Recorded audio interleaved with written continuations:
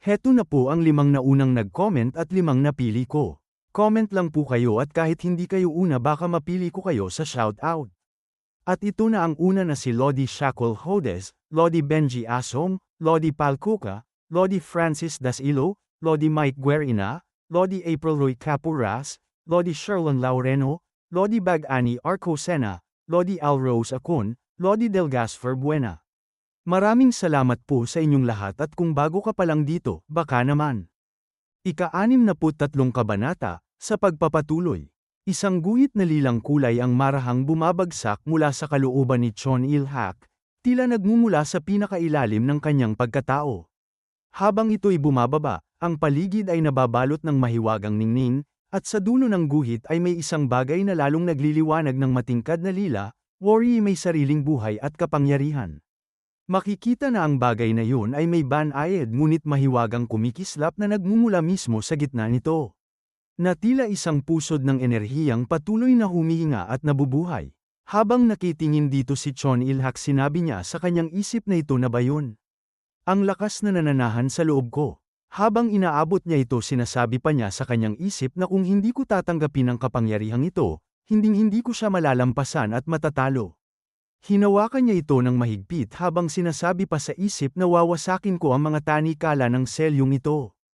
At nang mahawakan niya ang bagay na yon, biglang sumabog mula sa kanyang katawan ang isang madilim at marahas na enerhiyang kulay itim, na tila isang alon ng kapangyarihang matagal nang nakakulong at ngayoy pilit na kumakawala.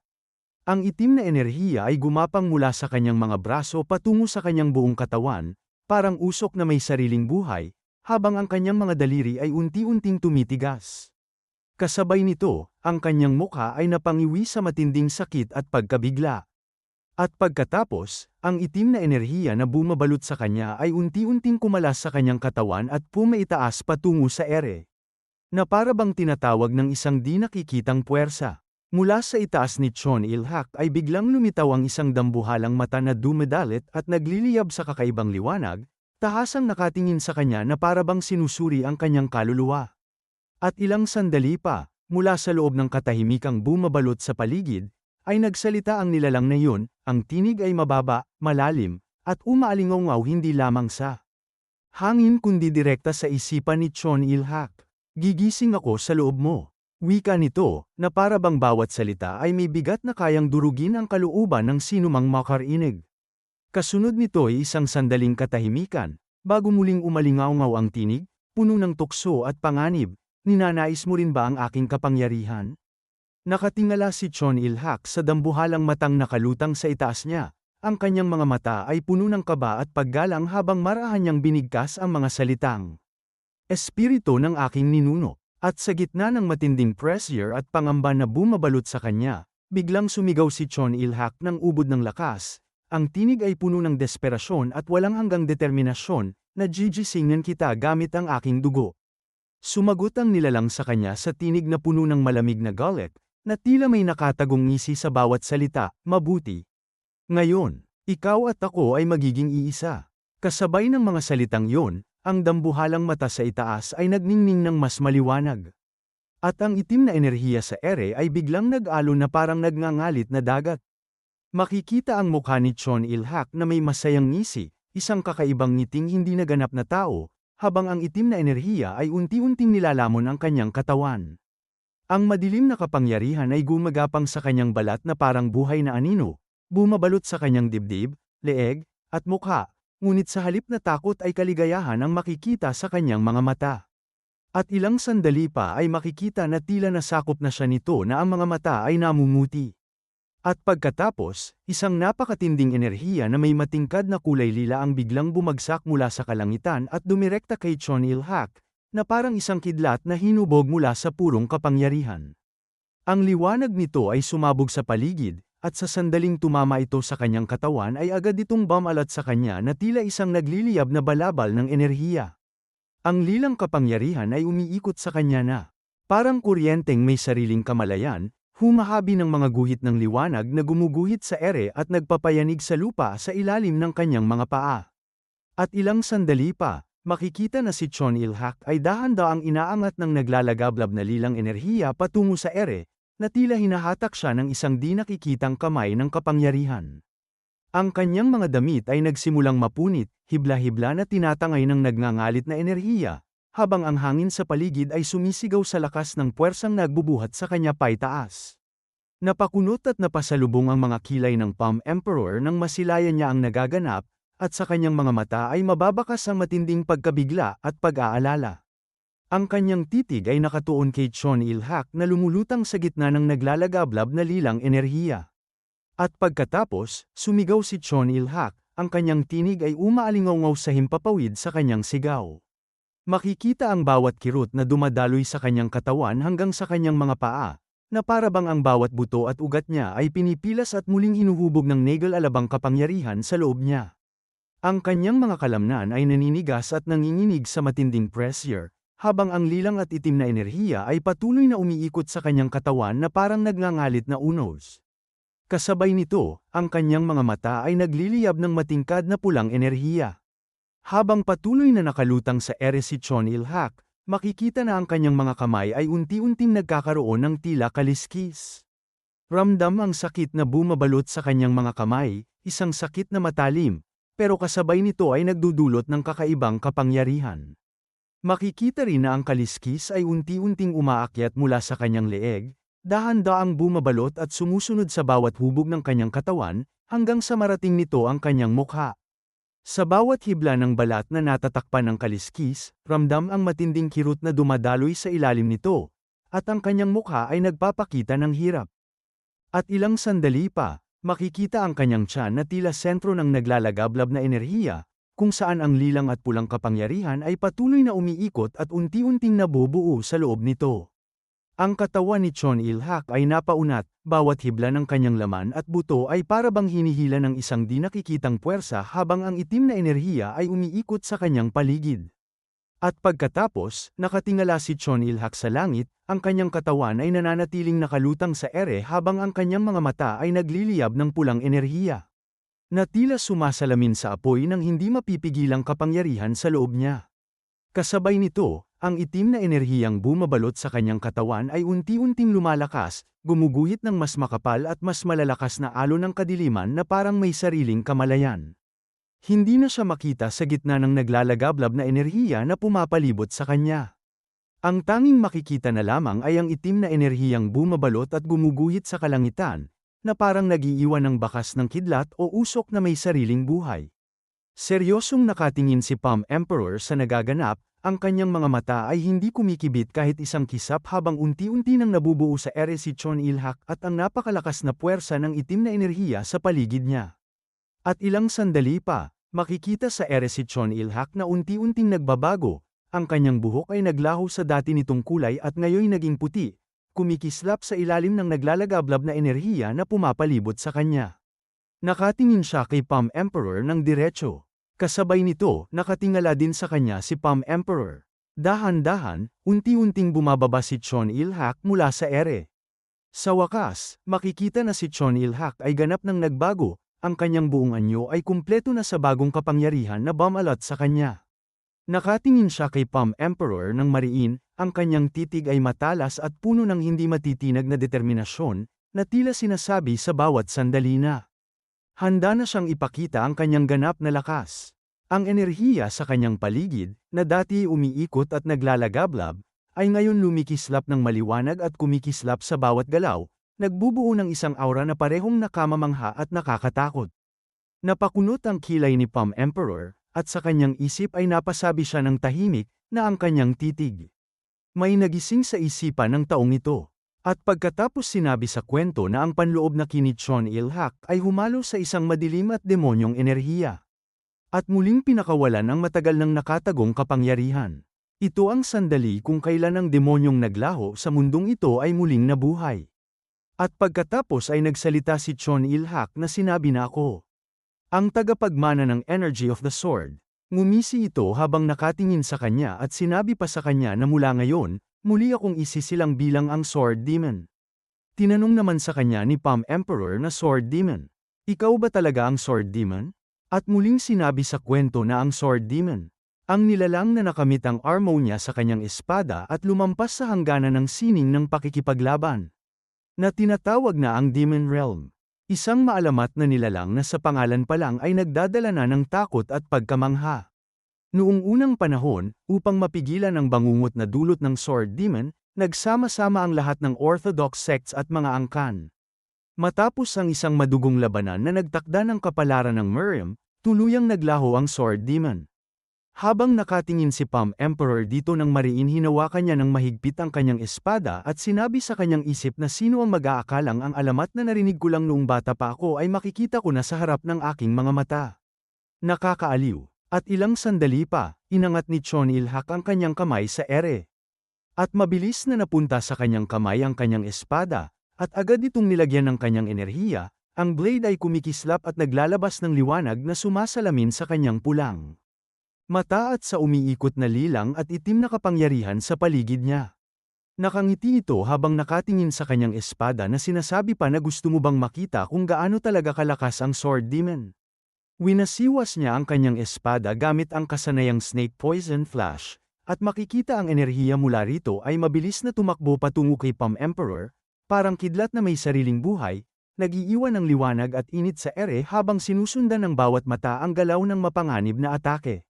Hinawakan naman ni Palm Emperor ang kanyang espada gamit ang dalawang kamay, nakasimangot habang sinabi sa isip, kamangha-mangha. Ginamit niya ang parehong teknik, pero ang lakas nito ay mas matindi na ngayon. Sinabi pa niya sa isip, habang malakas niyang inihahampas ang kanyang espadang nababalutan ng naglalagablab na enerhiya, halika. Babayaran kita sa pamamagitan nito. At dito na po nagtatapos ang 263 kabanata.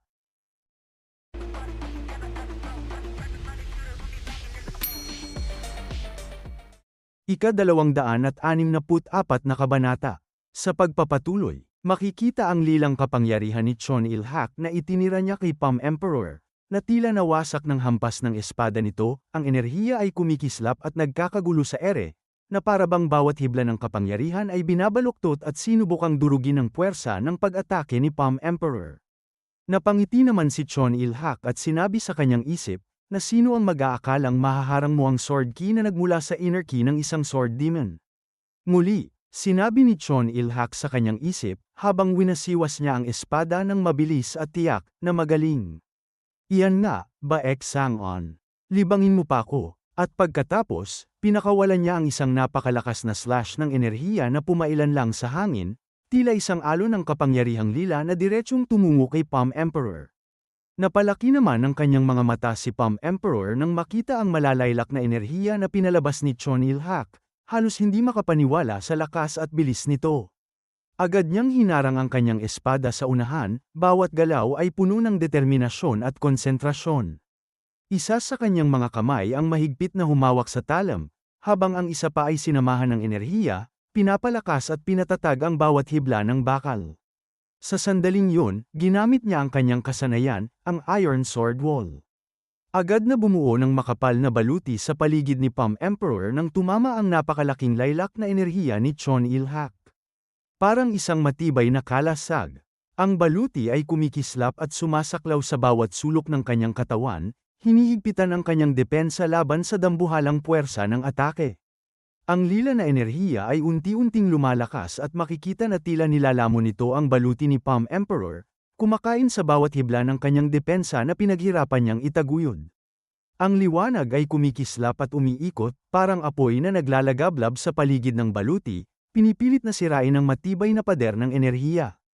At ilang sandali pa, unti-unting nawala ang baluti ni Palm Emperor, tila winasak ng walang kapantay na lila na enerhiya ni Chon Il-hak. Ang kanyang katawan ay nanatiling nakatayo, ngunit ramdam na ramdam niya ang puwersa, ang init, ang alon ng kapangyarihan na dumaan sa bawat hibla ng kanyang katawan. Sa isip niya, napasabi siya, isang sagupaan pa lang, pero nanginginig na ang aking mga buto. Nakatingin kay Palm Emperor si Chon Il-hak, ang kanyang mga mata ay napaliit sa tuwa at kasiyahan. Habang ang ngiti niya ay malawak at puno ng kumpiyansa. Para bang naaaliw siya sa bawat reaksyon ng kalaban, sa bawat pagkiling ng balanse ng kapangyarihan sa labanan. Napangisi rin si Palm Emperor, ang kanyang mga mata ay kumikislap sa kakaibang aliw at kasiglahan habang bumulalas siya, interesante. At biglang, itinutok niya ang kanyang espada ng may buong determinasyon, ang mga mata niya ay nakatuon sa bawat galaw ni Chon Il-hak. Sa isang iglap, pinakawalan niya ang kanyang kasanayang Iron Void Sword. Ngunit mabilis na naiwasan ni Chon Il-hak ang panganib, iginalaw lamang niya ang kanyang ulo ng bahagya upang maiwasan ang tama. Habang nakatingin siya kay Palm Emperor na nakangiti, binigkas nito ng may kumpiyansa, ang ganyang klase ng atake ay hindi makakapanakit sa akin. Ngunit sa hindi inaasahang pagkakataon, tumama pala ang atake ni Palm Emperor sa balikat niya, at agad na pumuslit ang dugo, na malinaw na nagpapakita ng pinsalang na idulot nito. Nagtataka niyang ibinaba ang tingin sa kanyang balikat na tinamaan. Bahagyang lumaki ang kanyang mga mata nang makita ang dugong unti-unting lumilitaw sa sugat. Sa isang iglap, nawala ang kumpiyansang nasa kanyang mukha at napalitan ito ng hindi maipaliwanag na pagkabigla. Napangiti naman sa kanya si Palm Emperor, habang ang kanyang dalawang kamay ay nakalagay sa bewang, tila ba kumpiyansang kumpiyansa sa kinalabasan ng kanilang sagupaan. Ang ngiting yun ay puno ng panunuya at tiwala sa sariling lakas, na para bang malinaw sa kanya na ang bawat galaw ay nasa ilalim na ng kanyang kontrol. Patuloy niyang tinitigan ang sugat sa kanyang balikat, at sa kanyang isipan ay hindi maiwasang mabigkas ang isang salita, dugo. Idinagdag pa niya sa kanyang isipan, habang unti-unting bumabalik ang mga alaala, gaya ng dati, sapat na ang makakita ng dugo para mahirapan akong kontrolin ang sarili ko. Sinabi pa nito sa isip na sa tuwing kumakalat ang amoy nito, hindi ko mapigil ang mapangiti, na para bang tahimik kong ine-enjoy ang lahat ng nangyayari. Makikita ang dalawang katauhan niya na sinabi pa niya sa kanyang sarili na ito ba ang tunay kong pagkatao? O ito ang impluwensya ng Sword Demon? Naalala pa niya ito habang sinasabi niya sa isip na sa huli, ito ba ang anyong kinatatakutan ni Tito? At pagkatapos, unti-unting lumitaw ang isang kakaibang ngiti sa labi ni Chon Il-hak, isang ngiting puno ng mapanganib na saya at nakatagong kalupitan. At ang kanyang espada ay muli na namang nabalutan ng itim na enerhiya, na tila may sariling buhay habang unti-unting umiikot sa talam nito. At muli na naman siyang naglabas ng napakatinding enerhiya, na parang isang rumaragasang alon na bumabalot sa buong katawan. Malamig at puno ng paghamak niyang sinabi, ang iyong mga hamak na teknik, ang magdadala sa iyo sa isang malupit na kamatayan. At masa lumaki pa ang enerhiya na pinalabas ng kanyang katawan na sinabi pa sa kwento na ang sword chi na sumabog mula sa espada ni Chon Il-hak ay tila may sariling buhay. Makikita ang mga mata nitong namumula na sinabi pa sa kwento na banyaga, mapagbanta, at purong pagnanasang pumatay. At pagkatapos ay buong lakas niyang inihampas ang kanyang espada patungo kay Palm Emperor. Sa sandaling yon, sumabog ang itim na enerhiya mula sa talam at nag-anyong mga ahas na yari sa purong kapangyarihan. Ang kanilang mga pangil ay kumikislap ng makamandag na berdeng liwanag, handang tumusok at lamason sa sinumang tatamaan. Habang rumaragasa ang mga ito sa hangin, malakas niyang binigkas ang pangalan ng kanyang kasanayan, Myriad Snake Den, Converging Sword. Nakatitig naman sa kanya si Palm Emperor, at habang dahan-daang binabalutan ng matinding enerhiya ang kanyang espada, mariin niyang sinabi, dudurugin ko ang bawat galaw mo. At pagkatapos, buong lakas niyang hinampes ang kanyang espada upang salubungin ang atake ni Chon Il-hak. At naglabas ito ng napakaraming espada na yari sa purong enerhiya, bawat isa ay kumikislap at umiikot sa hangin. Malakas niyang binigkas ang pangalan ng kanyang kasanayan, Iron Rain. Flying Sword. Ang mga enerhiyang anyong ahas ay sinalubong ng mga espada ng enerhiya na inilunsad ni Palm Emperor, at bawat talam ay tumugos ng mabilis sa bawat ahas. Ang banggaan ng kapangyarihan ay naglabas ng mga maliliit na pagsabog at kumikislap na liwanag. Malakas na tumawa si Chon Il-hak, ang kanyang tinig ay umaalingaw sa paligid, at mariin niyang binitiwan, wala lang ito. Ngunit nagulat si Chon Il-hak nang bigla at mabilis na lumitaw sa kanyang gilid si Palm Emperor. Habang ang sword ki nito ay matatag na nakahandang umatake. Nakangisi si Palm Emperor ng madilim habang gagamit ng kanyang kasanayan na Iron Blood Sword. Makikita sa gulat ni Chon Il-hak na napangiwi na lang ng labi. Na sinabi sa kwento na ang Iron Rain Flying Sword ay isang pain lamang, ang tunay na puntiryang gamitin ni Baek Sang-on mula pa noong simula ay ang Iron Blood Sword. Mabilis namang gumamit ng kasanayan si Chon Il-hak, at buong lakas niyang hinampes ang kanyang espada. Sa bawat galaw, lumitaw ang naglalakihang pader ng enerhiyang ahas na kumalat sa paligid, sabay niyang binigkas ang pangalan ng kanyang kasanayan, Black Snake Wall. Nakangisi naman si Palm Emperor na sinabi sa kanya na mahihirapan ka pa ring makaligtas sa aking Ironblood Sword gamit lang yan. Tinamaan si Chon Il-hak ng atake ni Palm Emperor, at agad siyang napawrong, kasabay ng pagtalsik ng dugo mula sa sugat. Ang biglaang tama ay nag-iwan ng bakas ng kirot sa kanyang mukha. Napaungol ito, ng sakit habang ang dugo sa kanyang bibig ay makikita na tumatalsik na sinabi pa na ikaw na hayop ka. Napangisi naman sa kanya si Palm Emperor na sinabi niya na ganoon ka ba nagulat? Pero anong magagawa natin? At pagkatapos, itinaas niya ang kanyang espada at biglaang naglabas ng napakalaking halaga ng enerhiya, na sinabayan pa ng kislap ng kidlat na kumikislap sa paligid. Habang umaapaw ang kapangyarihan mula sa kanyang sandata, sinabi pa niya, habang ang mga bato sa paligid ay biglang nag-aangat sa hangin dahil sa lakas ng enerhiya niyang pinapakawalan na marami pa akong gustong ipakita sa iyo. May hindi makapaniwalang ekspresyon sa mukha si Chon Il-hak habang nakatitig sa kanya. At hindi maiwasang napasabi sa sarili, ano ba talagang klaseng halimaw ang taong ito? At dito na po nagtatapos ang ika-264 na kabanata.